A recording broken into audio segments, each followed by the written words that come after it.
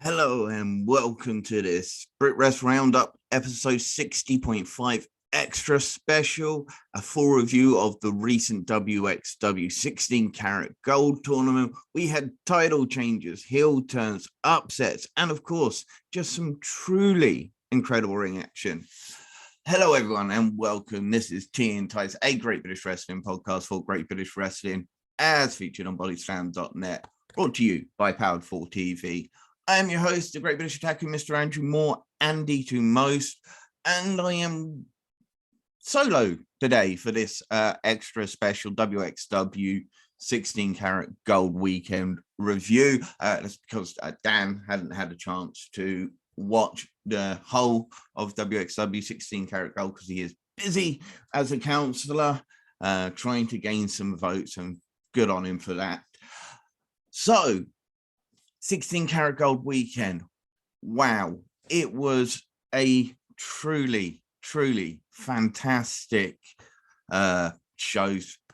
I'm just going to concentrate on the tournament itself, so I won't be doing the Ambition tournament or Ambition 13 and or the WXW We Love Wrestling. I can't remember which episode it is. So I'll mainly be focusing on just the three nights of WXW 16 Carat. So this brought together, it's one of the biggest tournaments on the European annual calendar, if not the biggest, and WXW Germany, of course, are likely to be the biggest European promotion. It brought in 16 incredible independent wrestling talents. I believe 8 nationalities were represented all together, with Americans, Canadians, Japanese wrestlers, Swiss, Hungarian, German, and English as well. So it was just fantastic. Night one started off, we just had the 8 individual first round matches. So we'll go through them little by little.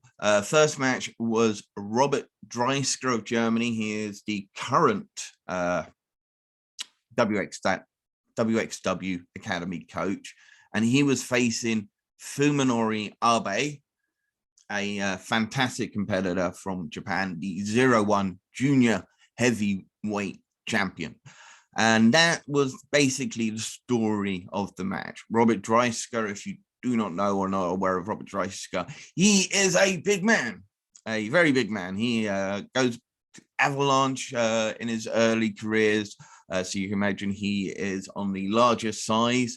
So this was a clear power advantage. But Fuminori's determination saw him survive the opening barrage of power. Eventually, Fuminori striking would put Dreiska on the back foot and able to score Fuminori's a couple of near falls. But in the end, Dreiska was just able to pull through, eventually hitting the Dreiska bomb. 1, 2, 3. Robert Driesker was the first competitor to advance to the quarterfinals. Just a very good opening match. I think this was the perfect match to open the show with. Next up was Cara Noir versus the giant of the north of Germany, Vincent Hisenburg. 6'6", 330 pounds of Vincent Hisenburg. So again, we're looking at the story of a underdog. Cara Noir was very much outsized. He was clearly, Vincent Hisenburg was clearly the bigger, stronger athlete. He did not wait for the opening bell, attacking Cara Noir before he could finish his full entrance and get himself ready. This nearly caused the upset because he literally hits his power slam finisher within the first minute, and very few people kick out Vincent Hisenburg's power slam. But Cara Noir did manage to fight back. As Hisenburg tried to lift him up for a second power slam, it was Cara Noir who started attacking the leg, little chops to the legs, kicks to the legs. This managed to get him in the end. At one point, Vincent Hisenburg picked him up and was going to go for an avalanche power slam to put him away, but Noir was able to reverse this, pushing Hisenburg off the turnbuckle and then jumping on him to just attach the blackout sleeper, eventually putting Vincent Hisenburg to sleep. So Cara Noir was the second person to qualify to the quarterfinals. Next match was Peter Tihanyi facing Aigle Blanc from France, Peter Tihanyi from Hungary. This was an excellent match. This was just truly incredible showing from two young competitors that are receiving huge plaudits all around Europe. These are two of the best young competitors in Europe, and they really showed it in this match. Getting the first, this is awesome chance. Just a variety of high impact, high flying offense. The tide of the match just flowed back and forth, each competitor hitting near falls. Aigle Blanc thought he had the match won after he hit his 450 on Tihanyi, but he was able to kick out about 2.9. Eventually, Tihanyi picked up the win after hitting an avalanche sliced bread to score the pinfall.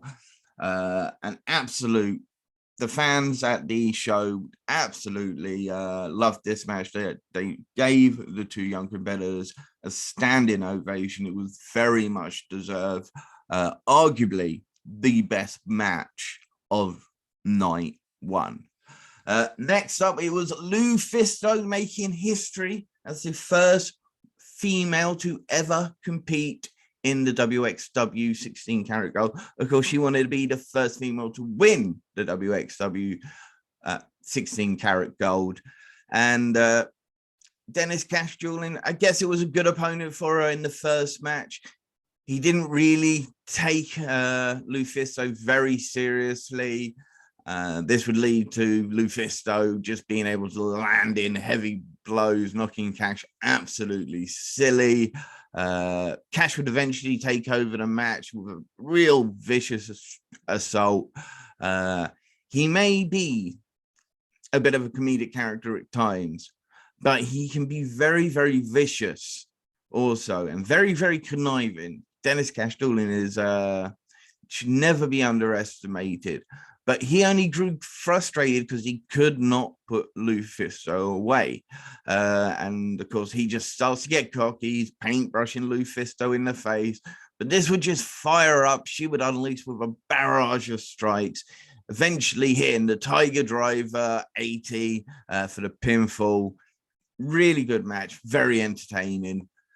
Marius Al Ani then defeated Michal Knight. Al Ani was a last-minute replacement for Biff Busick, who was supposed to be in the tournament, but came down with COVID just before, and due to protocols, obviously was unable to travel and unable to compete. So in came Marius Al Ani, who had been recovering from injury.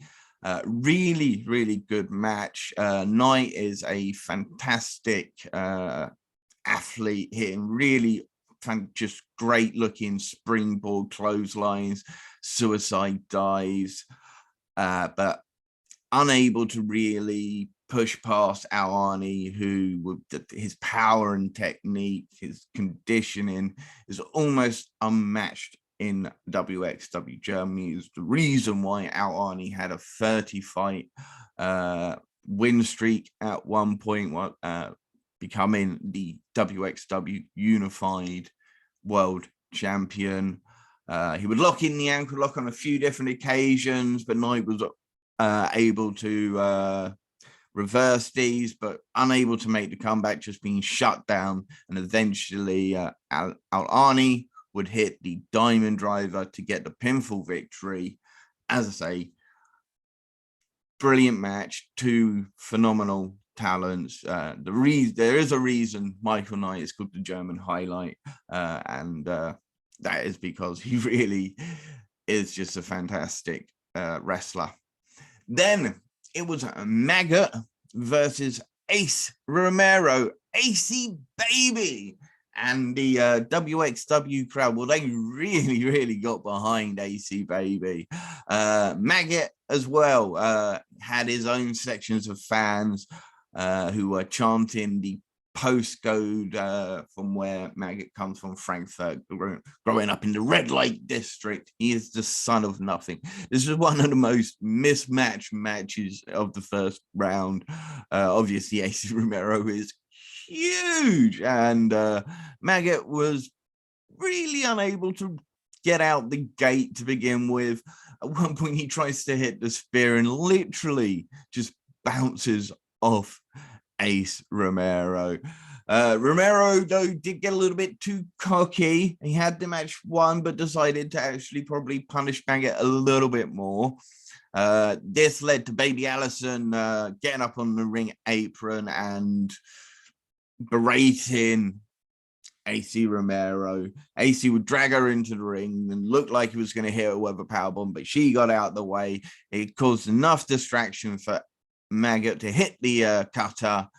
Bam, 1, 2, 3. Maggot surprisingly made it past the first round. Again, brilliant work match. AC Romero really, the fans really did take to AC Baby, and Maggot's popularity just keeps growing. It's almost Bray Wyatt like, charismatic enigma that is just enchanting the fans, and we'll get more into that as the weekend progresses. Shogehiro Ire then defeated Senza Volto. What more can I say? But these guys are absolutely tremendous work, incredible talents. Volto, the French sensation. He is the French sensation again for a reason, almost like Michal Knight being the German highlight. The reason Senza Volto is the French sensation is because he is just sensational in the ring. But it was Ire's power and determination that kind of made the difference in this match. Senza Volto was competing in his first WXW 16 carat. This was Shogehiro's second 16 carat, and he did not want to go out in that first round, eventually leading him to the victory after hitting a battering bomber clothesline that almost took Volto's heads off, sending him flipping into the air. It was brilliant. Great match. Next up, Jonathan Gresham in the final match, the main event of night one. It was Jonathan Gresham versus the longest reigning former WXW Unified World Champion. This was just incredible. It was a technical masterpiece. I honestly don't think my words can actually give it justice.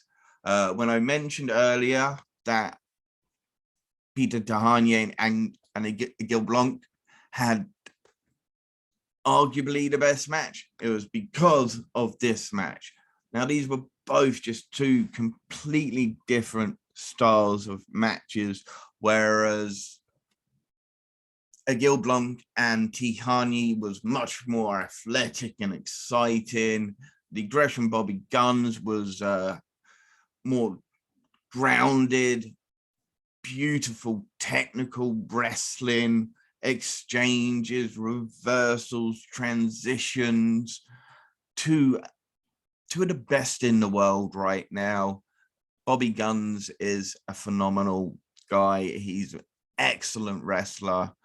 Deserves a lot more credit than he gets. Obviously, he gets his credit in Germany, but he needs to get his credit around the world because it's thoroughly deserved. But it was Jonathan Gresham, the current ROH champion, who made it through the first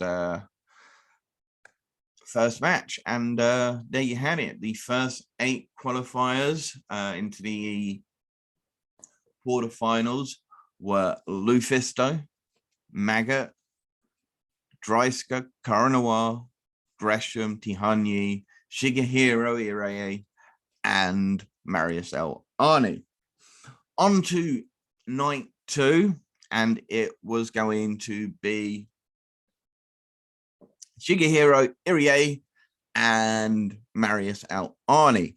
Unfortunately, Al Ani did pick up a injury in that first round match, so was unable to compete. Hector Invictus, who won a opening match, pre-show match, for the right to be an alternate if somebody got injured. So up stepped Hector Invictus. And this was hard hitting, solid back and forth, excellent wrestling. In the end, Shogehiro Ire came out on top. Superb back and forth battle. But Ire again with the bomber, almost taking Hector Invictus's head off, and picked up the victory. Then it was Gresham versus Tihanyi. And again, this is arguably the best match of night 2. We'll get on to why it is arguably in a short while. But it was Gresham and Tihanyi who put on an absolute classic, a clinic, just beautiful wrestling.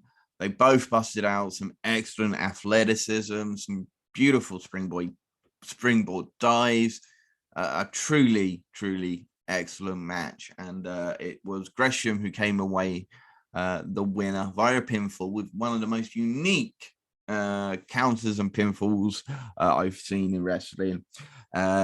Gresham had been in a headlock, scissor headlock and leg scissors. As Tihanyi tried to kip up out of it, as he pulled his legs up, Gresham pulled them in and actually pinned down Tihanyi. Just incredible. Again, go watch this match. I don't think I have enough words to just tell you how good it was. You then had Fisto versus Maggot. Very similar to the first match that Fisto had, with a little less comedy. But it was Maggot who underestimated his opponent, and Fisto really took advantage of this and was able to pick up the win once again via the Tiger Driver. And then in the final quarterfinal match was Robert Driesker versus Cara Noir. This was excellent storytelling because there has been this ongoing story for Dreiska in WXW via their WXW We Love Wrestling shows, where he's been getting more and more agitated. He's getting more and more short-tempered as he's losing control over his academy students. Well, he's accusing them of not listening properly. So this has started to lead to him to lash out at his students, including his most trusted student,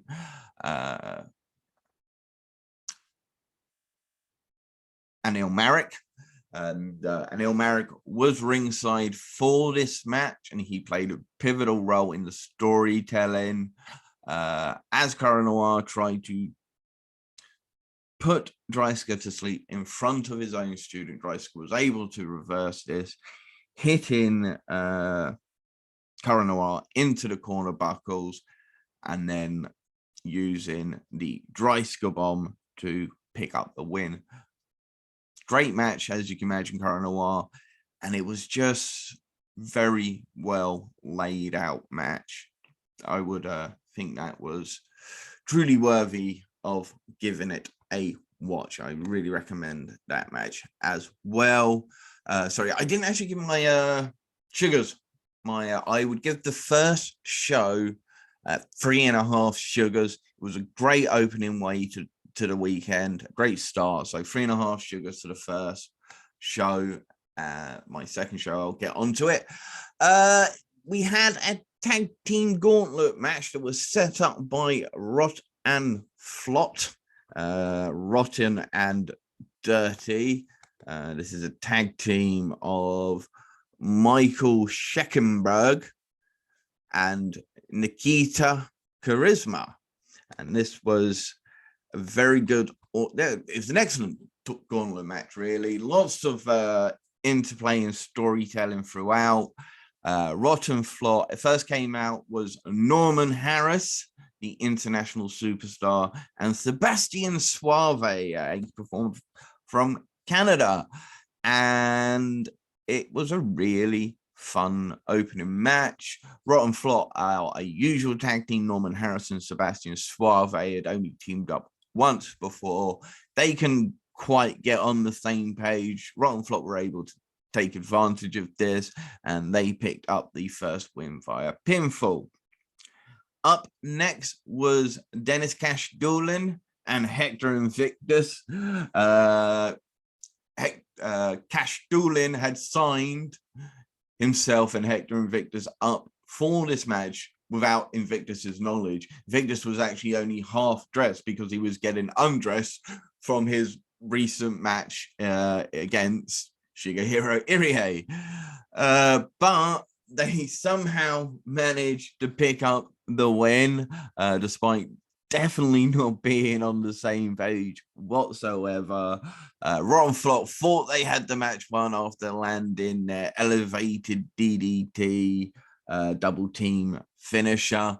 But as they were clearing the ring of Hector Invictus, as they went back to Dennis Cash Doolin, who was on the floor, Cash was able to roll him up and get the 3 count. Brilliant. Just great fun. Very, very entertaining. Up next, out came Hisenburg, Victor Hisenburg and Baby Allison. So intergender on this one. It was Cash angering Hisenburg by accidentally knocking into Baby Allison, causing her to get injured. Hisenburg would lose his temper, and as he just laid down a beating onto Cash, he got disqualified. Then it was the French sensation Senza Volto and his protege Aigle Blanc, and they defeated Cash and Invictus because Rotten Flot came back out down to the ring and they attacked Aigle Blanc and Senza Volto, causing Cash and Invictus to get disqualified. I really look forward to seeing where this goes on WXW Germany. We love wrestling because I think there's going to be a lot of entertaining matches with these 4 gentlemen. Anyway, up next, it was the tag team of Bobby Guns and Michael Knight. Now, Bobby Guns and Michael Knight had a hellacious rivalry throughout most of last year. I think it was 5 matches in total. Bobby Guns won the first match, but then Michael Knight won the second match. Then they had a match ending double disqualification. Then they had a match ending a double count out. And then eventually Bobby Guns came out on top of the anniversary show. Excellent. But through that storied rivalry, they grew a kinship for each other, a friendship. They respected each other following it. And despite Blanc and Volto being the experienced team, hitting some absolutely fantastic double team moves, including at one point an assisted tombstone pile driver to the bloody concrete floor for poor Bobby Guns. But somehow Guns and Knight managed to pick up the win. Really, really entertaining gauntlet tag match. Fantastic. And that kind of brought an end to the first half of that. Up next, and at the beginning of the second half, it was Ava, Everett, the Floridian It Girl has been making her name on the American independent scene. Well, she's over in Germany. She had won the right to face the current the current at the time WXW women's champion Iva Kolasky from Hungary. This was really, really good. Ava has so much attitude, and Iva Kolasky is so athletic. She continues to improve every time she's in the ring.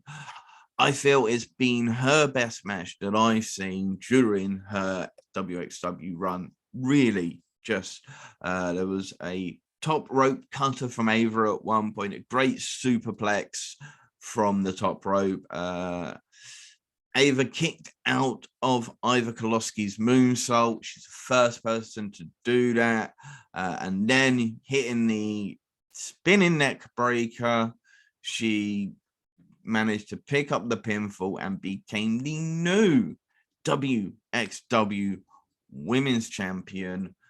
So congratulations to Ava Everett, new WXW Women's Champion.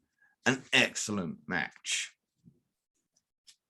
Right, then it was on to the main event, a fatal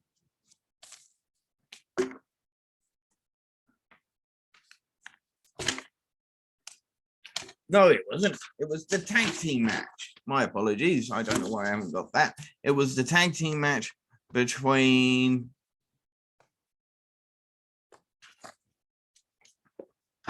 I'm wrong again.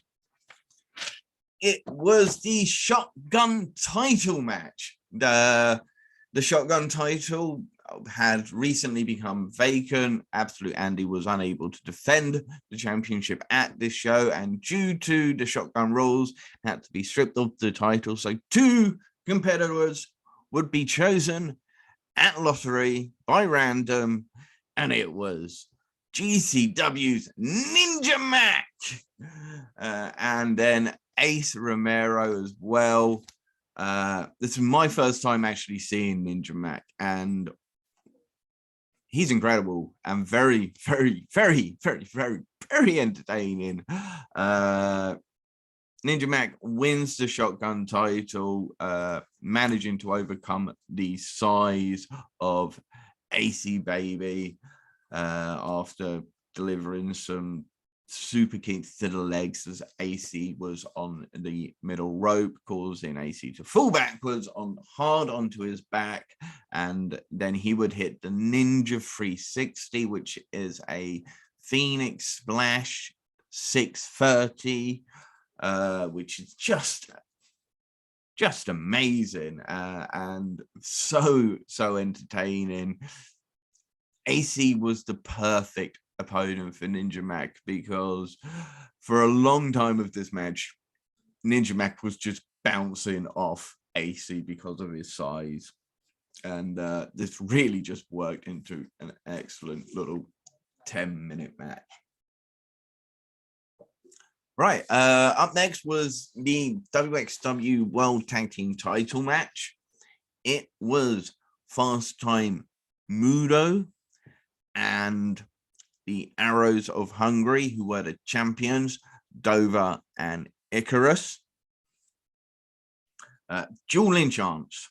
The fans were amazing for this match. Great teamwork from the Arrows. They really isolated Stephanie Mays so well, really showing the being together for around 10 years as a tag team. It was an excellent video package beforehand where they really got into, you know, how they've evolved as a tag team, and they hit some excellent double team moves. Dover's size and power was a real key component to this, especially while Stephanie Mays was in the ring. Mays' heart and determination was just so clear to see, managing to survive everything the Arrows threw at her, and they just could not keep her down. Then there was a great, finally gets the hot tag to Fast Time Moodo, who just comes in and cleans house with these hard, vicious kicks. Absolutely fantastic. Just great combat. His taekwondo is brilliant. There was a double power slam from Dover to both Fast Time Moodo and Stephanie Mays. Just a true display of real raw power. Again, great double team moves from the Arrows. Some great false finishes, especially when Fast Time Moodo hit the black belt kick. You also had a crossfire from the Arrows of Hungary, too fast Time Moodo, but Stephanie Mays was able to get the break. Then at one point, Dover had started to focus on Fast Time Moodo's injury. She had a former leg injury and she had re-injured it during a match between Fast Time Moodo and Stephanie Mays against the Arrows of Hungary. So she had been out of action for 2 months. He had locked in a vicious looking single leg grab, but Mays was still able to get to the ropes, eventually leading to Mays hitting 2 beautiful spinning back kicks, similar to Alistair Malachi Black's blackout kick. Just brilliant. 2 KOs Dover after the hit in the second one. New tag team champions. Excellent match. The 2 performers, all 4 performers afterwards, respectful handshakes following the match. Great to see. This was an excellent tag match. As I said, arguably the match between Gresham and Tihanyi and this were tag team fourth match of the night. So this, as I say, now straight onto the main event. It was Tristan Archer versus Jurn Simmons versus Lavaniel versus Axel Tischer as champion for the WXW Unified World Title. Lavaniel comes out with balloons. Archer comes out with an entourage of people waving the French flag, popping all of Lavaniel's balloons. Jurn Simmons gets steam coming down from smoke from the above the ring, and Tischer gets a live music entrance of his theme song being sung, which is heavy metal. So don't look at me to who this was not my type of music. Anyway, this was a car wreck, a heavyweight car wreck. It was brilliant. All 4 of these guys, just 4 fantastic heavyweight wrestlers in Europe right now. Jurn Simmons has long been one of the best wrestlers in Europe. Axel Tischer, back from his WWE NXT excursion back at WXW. He's been an excellent champion. Tristan Archer has become this real heel that the crowds have just really love to boo Tristan Archer. And then Lavaniel, who's just more of a young up-and-comer, and he's really been getting a lot of support. The fan favorite for this match, and there's a few different directions you can come out of this match. Jurn Simmons and Levaniels were kind of friends going into this match, but of course it's fatal 4-way. There's no alliances, so they had to battle. So I expect something to come out of their confrontations during the match. Jurn Simmons is so bloody strong. At one point, he suplex throws Archer at Tischer. It was just a sight to behold to see him be able to throw Tristan Archer, who is not a small dude. Each guy managed to hit their finishers. Of course, this only is fatal 4-way, so matches. People were constantly breaking up pins.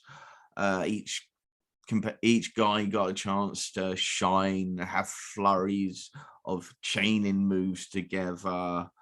Each had opportunities to win. Eventually, it came down to Tristan Archer hitting a low blow to Jurn Simmons, and then hitting the coup d'etat, which is a tombstone into a lungbuster. And he pinned Lavaniel to become the new WXW Unified World Champion. So we have, as I say, a new WXW Unified Champion. I would definitely give Knight to 4 sugars. This was an excellent night of wrestling, and as I say, the crowd was just so it was just getting livelier and livelier. They're just so much behind some of the new guys, especially guys like Peter Tihanyi. The crowd was just really behind him. Same with Lavaniel and even Maggot. But we'll get into that a little bit more here. So night 3, it opened up with an excellent video package. Superb, brilliantly produced video package. It would have obviously only been done the night before, so this was excellently put together. It started off with Dreiska and Fisto in the first semi-final match. And Dreiska just bullies Fisto, really aggressive, just really confirming that he is the heel now. His attitude has completely changed. He was being rude to all the fans. It was Fisto also accidentally chopped the ring post, the hardest part of the ring. This was excellent. Eventually, it was Dreiska who came away with the win. This was the shortest match of the tournament, probably only about 5 minutes in total. But it really helped set the tone for this change in attitude for Robert Driesker. Then it was the semi-final, the other semi-final match, Jonathan Gresham against Shogehiro Ire. You can see that the tournament, the previous matches, has begun to take its toll on their battered bodies. Gresham here had been the longest. He had wrestled longer than anybody else so far. This was, Ire had the power, Gresham had the technique. Ire focused on Gresham's back, Gresham focused on Ire's leg. Ire hit a Samoan drop from a middle rope. Gresham kicked out of the Beast Bomber clothesline. And it came down to Jonathan Gresham actually locking in a figure 4. The two literally screaming at each other while Gresham's locked in this figure 4. And each of the competitors are just doing what they can. They're just screaming, slapping each other. Eventually, I've never seen this done before, but Jonathan Gresham managed to actually stand up fully whilst still having the figure 4 locked in. This was just too much for Ire. He was just laid back. 1, 2, 3. Really standing ovation again for this match. Ire, the emotion, the tears. He wouldn't shake Gresham's hands, but then Gresham bowed to him and went to leave, but then Ire pulled him back and shook his hand. Really good. Then it was a non-title match between Everett and Baby Allison. And Everett has become such an obnoxious heel that the fans were cheering for the normally hated witch bitch of pro wrestling, Baby Allison. This was a short match, very short indeed, but Baby Allison showed off some real flexibility in this match. One point, whilst on her knees, leaning backwards as Ava had gone for a super kick, but Matrix avoided it. At one point, she does a run, slam into the turnbuckles, and managed to kick her leg over the back of her own head and kick Ava Everett in the face, but coming out the victor. Huge cheers from the crowd for Baby Allison defeating Ava Everett. As I say, they really dislike the obnoxious nature of Ava Everett. Next up, Cara Noir versus Dennis Cash Doolin. One of the most entertaining matches and creative matches you'll ever see. Go out of your way to watch it. I really can't describe how good how their minds work to put this match together. Really fantastic match. Then Ninja Mac was defending the WXW Shotgun Challenge in a fatal four-way. So 3 challengers were chosen by lottery at random, and it was Maggot and the Cara and the Rotation. The crowd has really, by now, they've just taken to Maggot. They are absolutely enamored with this enigma, this charismatic. I can only describe it almost like a Bray Wyatt following that the WXW fans have really just taken to this dark, twisted personality. He's got so much charisma. It's just hypnotizing, and the fans were on their feet chanting for Maggot. Oh, but Ninja Mac is just one of the most entertaining wrestlers I've ever seen. As I say, this is the first time I've ever seen Ninja Mac other than a few clips of GCW matches that he's had. And all I can say is I am a Ninja Mac fan. Cara is so fast and so lethal, so vicious. The Swedish-born Turkish assassin is a great young talent coming out of Europe. He would be, there's superstardom written all over this guy, and I think even Maggot realized that. You'll see as you go watch this the interaction Maggot has with Cara before the match. It was the Rotation though who was definitely the most agile. Again, this was just a completely different fatal four-way car crash to the heavyweight style of fatal four-way car crash. It was just insane. At one point, Ninja Mac hits the most suicidal flip dive from a second floor balcony onto the 3 components. Rotation jump flips over fans. It's amazing, really is. And then the way that Maggot steals the victory whilst because he managed to hit the cutter on Ninja Mac as he was doing his 630 Phoenix Splash. Brilliant. And Maggot picks up and becomes the new WXW Shotgun Champion. This is the first time he's won a championship as a singles competitor. And the crowd, again, they were on their feet applauding this match and the fact that Maggot had come out on top. Axel Tischer then faced Fuminori Abe. This is beautiful. Tischer is a phenomenal grappler, and Abe, well, he gives as good as he got.